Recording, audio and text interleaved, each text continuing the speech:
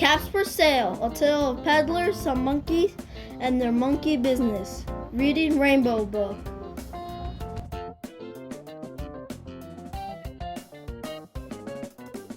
To Rosaline and Emily Jean, and to their grandfather who loved to read to them.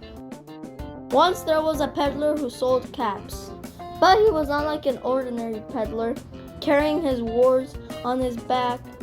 He carried them on top of his head. First, he had on his own checked cap, then a bunch of gray caps, then a bunch of brown caps, then a bunch of blue caps, and on the very top, a bunch of red caps. He walked up and down the streets, holding himself very straight so as not to upset his caps. As he went along, he called, "Caps, caps for sale, 50 cents a cap." One morning, he couldn't sell any caps. He walked up the street and he walked down the street calling, "Caps, caps for sale, 50 cents a cap." But nobody wanted any caps that morning. Nobody wanted a red cap. He began to feel very hungry, but he had no money for lunch. "I think I'll go for a walk in the country," said he. And he walked out of town slowly, so as not to upset his caps. He walked for a long time until he came to a great big tree. "That's a nice place for a rest," thought he, and he sat down very slowly under the tree and leaned back little by little against the tree trunk so as not to disturb the caps on his head. Then he put up his hand to feel if they were straight. First his own checked cap, then the gray caps, then the brown caps, then the blue caps, then the red caps on the very top. There they all were, so he went to sleep. He slept for a long time. When he woke up, he was refreshed and rested. But before standing up, he felt with his hand to make sure his caps were in the right place. All he felt was his own checked cap. He looked to the right of him, no caps. He looked to the left of him, no caps.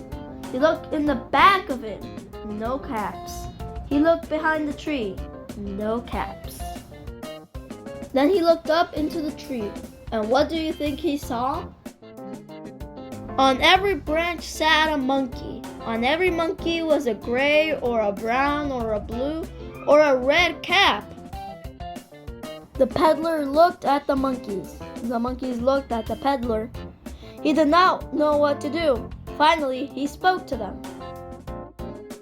"Ahem, you monkeys, you," he said, shaking a finger at them. "You'll give me back my caps." But the monkeys only shook their fingers back at him and said, "Tis, tis, tis." This made the peddler angry, so he shook both of his hands at them. "You monkeys, you give me back my caps." But the monkeys only shook both of their hands back at him and said, "Tis, tis, tis." Now he felt quite angry.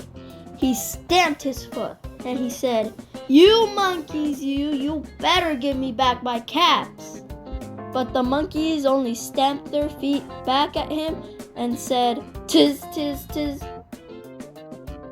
By this time, the peddler was really very, very angry. He stamped both of his feet and shouted, "You monkeys, you must give me back my caps." But the monkeys only stamped both of their feet back at him and said, "Tis, tis, tis." At last he became so angry that he pulled off his own cap, threw it on the ground, and began to walk away.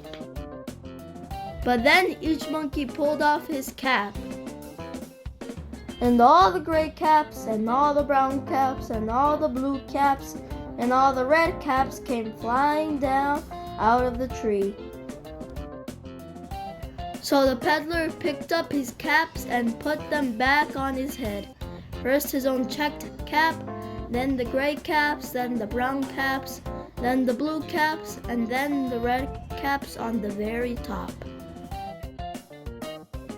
And slowly, slowly he walked back to the town calling, "Caps, caps for sale, 50 cents a cap." The end.